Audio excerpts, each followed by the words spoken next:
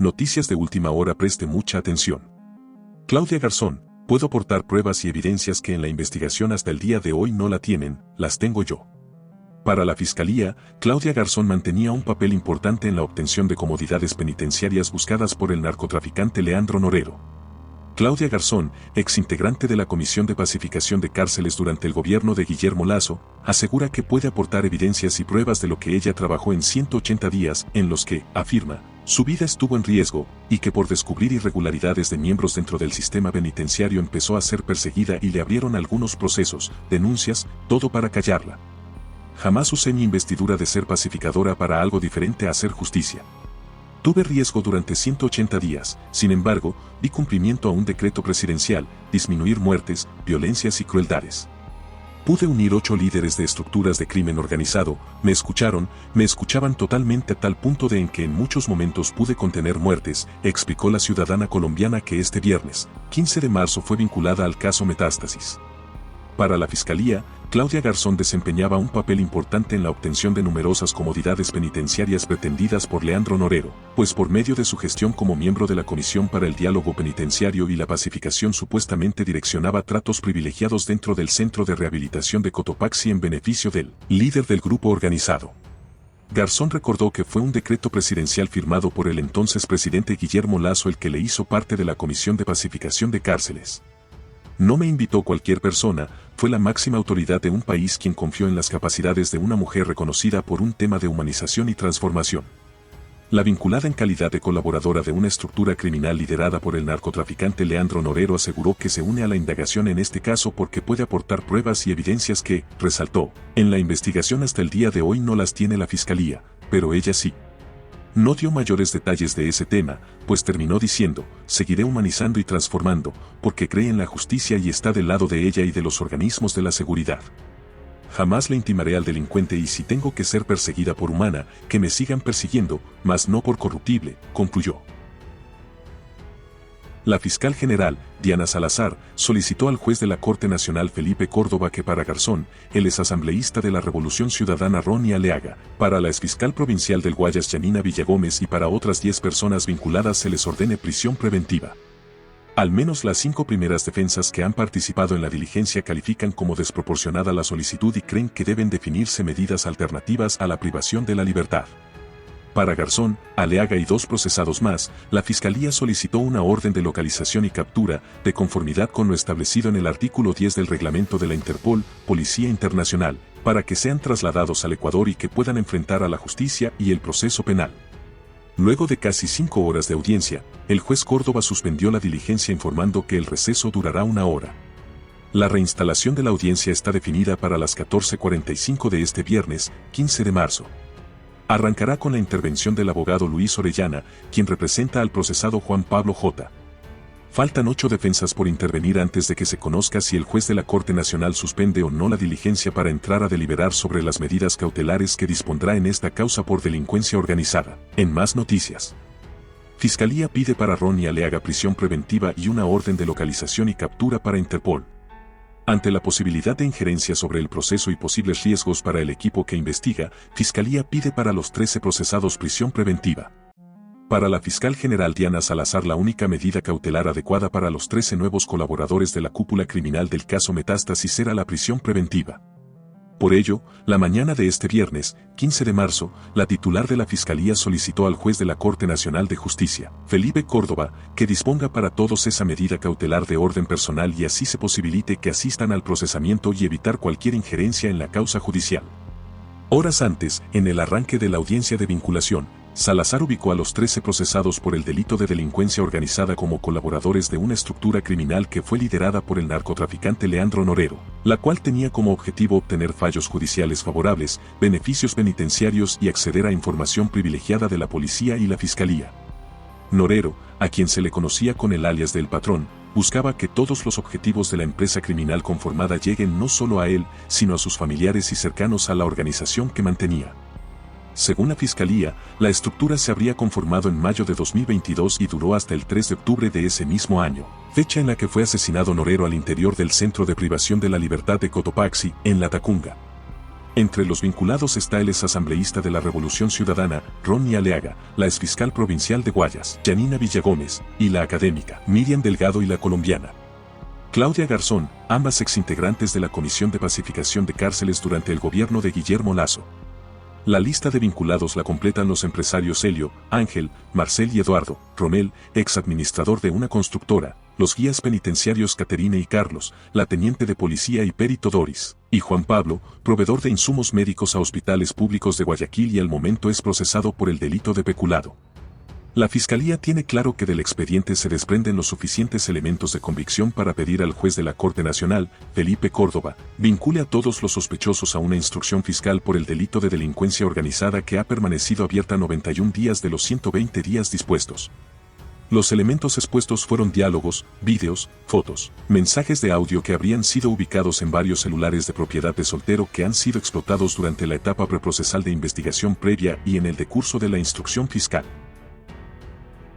En este segundo grupo de vinculados a la causa en la que ya son procesados un exjuez de Corte Nacional, varios jueces y exjueces de las provincias de Cotopaxi, Guayas, Manabí y Santo Domingo de los Táchilas, policías, agentes penitenciarios, abogados en libre ejercicio, empresarios, fiscales y funcionarios judiciales, la fiscal Diana Salazar ubica a los vinculados como los colaboradores de la estructura que tuvo en la cúpula a Gilmar, el abogado de Norero, Cristian, Daniel Salcedo y Xavier Jordán, y los abogados en libre ejercicio Eli Angulo, alias Estimado, y Javier, alias Novio o Novita.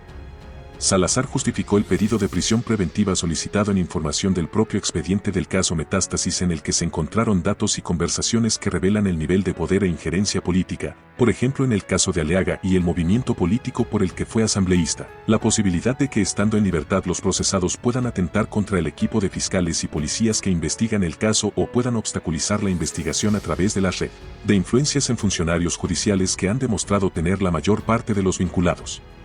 En más noticias. Ronnie Aleaga, pido seguir compareciendo de una manera segura, es público que estoy fuera del país. El exlegislador correísta aseguró que puede aportar con información que será relevante para el desarrollo del caso Metástasis al que fue vinculado. En una corta y breve intervención, el exasambleísta de la Revolución Ciudadana Ronnie Aleaga solicitó al juez de la Corte Nacional Felipe Córdoba poder ejercer su derecho a la defensa en libertad para precautelar su seguridad. Según la información que maneja la Fiscalía General del Estado, abandonó el país a fines de diciembre pasado por la frontera norte y se desconoce su paradero. Aleaga participa de forma virtual en la audiencia para vincular a 13 nuevos procesados en el caso Metástasis en el que se investiga el delito de delincuencia organizada, que desde ahora pasa a tener 52 personas investigadas en la fase de instrucción fiscal y que se instaló pasadas las 8:10 de este viernes, 15 de marzo. El exlegislador dijo que está dando la cara dentro del proceso y que como mencionó su defensa no se oculta y que quiere aportar con información que asegura será relevante para el desarrollo del caso. Aleaga aprovechó el espacio para rechazar las acusaciones dentro del caso en el que la fiscal Salazar lo identificó como colaborador, junto a los otros 12 nuevos procesados, de una estructura criminal que fue liderada por el narcotraficante Leandro Norero, la cual tenía como objetivo obtener fallos judiciales favorables, beneficios penitenciarios y acceder a información privilegiada de la policía y la fiscalía. Aprovecho para rechazar la falta de imputaciones que ha realizado el día de hoy la fiscal general del Estado, evidentemente lo demostraré en la etapa pertinente del proceso. Pero asimismo, apelo a su consideración de que me permitan seguir compareciendo de una manera que sea segura para mí. Es de conocimiento público que estoy fuera del país. Sé que la información que puedo aportar al caso va a ser de importancia muy grande, subrayó. En la exposición relacionada al exasambleísta de la Revolución Ciudadana, la fiscal Salazar lo ubicó como colaborador de este grupo de delincuencia organizada. Se aseguraba de callar a las voces capaces de entorpecer esa operatividad criminal, así como de comunicar los trabajos desarrollados en el marco de la fiscalización, en el marco del control político, a fin de guiar las decisiones que se tomen en su gestión delictiva. No estaba para realizar las leyes, sino para acoplar la estrategia de persecución a sus opositores para acallarlos, ya sea mediante la presentación de denuncias, de informes y también de requerir información que era luego coordinada y trabajada directamente con el líder de esta estructura, Xavier Jordán. En el relato de la Fiscalía en el tema Aleaga se recordó que a raíz del proceso de lavado de activos contra Norero y la filtración de una foto denominada la foto de los tetones, en la que es visible está el procesado y líder de esta organización Xavier Jordán. En ese momento, explicó Salazar, surgieron varios relacionamientos públicos entre la cúpula de la delincuencia y sus colaboradores. En más noticias. Noboa fracciona silenciosamente al movimiento indígena de la Conaya trayendo a sus líderes. Este viernes, la organización social presidida por Leonidas Issa tendrá una reunión en Conocoto para tomar posturas frente a las políticas gubernamentales. En su primer trimestre en funciones, el presidente Daniel Noboa enrumbó acciones que pasaron desapercibidas, pero que han sido una sacudida para un sector del movimiento indígena congregado en la Confederación de Nacionalidades Indígenas del Ecuador, CONAIE. Lo que sería una estrategia de Daniel Noboa ha sido la de atraer a ciertos líderes indígenas hacia sus filas e ignora los reclamos y provocaciones que lanza el presidente de la CONAIE, Leonidas Issa. Un hecho fue el de la designación de Marco Guatemala Anrango como titular de la Secretaría de Gestión y Desarrollo de Pueblos y Nacionalidades, que es parte de la estructura de la función ejecutiva. Guatemala ha sido un activo líder indígena de la CONAIE e incluso se disputó la presidencia en el 2021 con Leonidas Issa. En las elecciones seccionales de febrero de 2023 fue candidato a prefecto de Imbabura por el movimiento político Pachacutic, brazo electoral de la Confederación. Pachacutic proclamó que las decisiones de Guatemala son individuales y no del movimiento. De igual forma reaccionó la CONAIE, que dio la razón a un interés del régimen en dividirlos.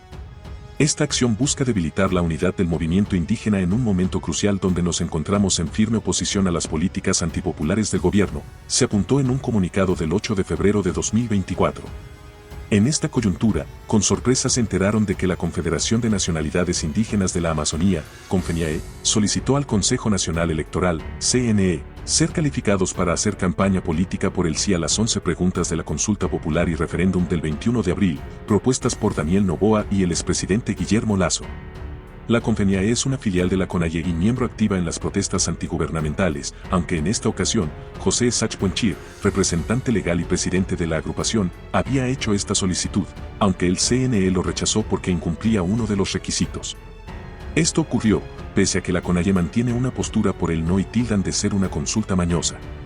Leonidas Issa contó, el 6 de marzo, que había consultado a ESACH sobre esto y la respuesta había sido que inscribieron al medio de comunicación comunitario de la CONFENIAE para acceder a pautas sobre la consulta popular.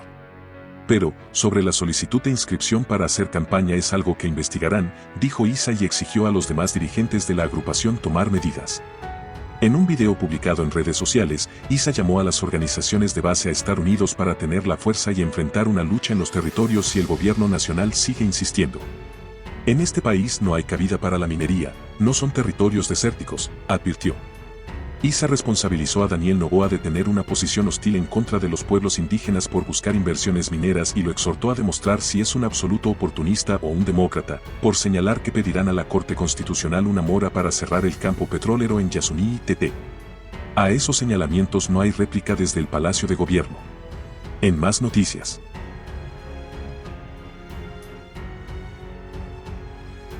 El presidente Noboa cumplió agenda en la provincia de Santa Elena. Allí adelantó que en los nuevos chats del caso Metástasis se conocerá quiénes eran cercanos a alias Fito e incluso lo habrían ayudado en su fuga. ¿Qué tal, amigos en estudios, amigos televidentes? Buenas tardes. Efectivamente, el presidente de la República, Daniel Noboa, cumple agenda en la provincia de Santa Elena, específicamente en la comuna Olón. Durante su intervención hizo énfasis en el caso Metástasis y el caso Purga, además de un posible nexo con alias Fito. Escuchemos las declaraciones. Ahorita que me habla de Metástasis y de Purga, va a ver en los chats quienes lo ayudaban, quienes eran amigos de Fito, y pues no tengo la seguridad, pero capaz quien hasta lo ayudó a escapar próximamente.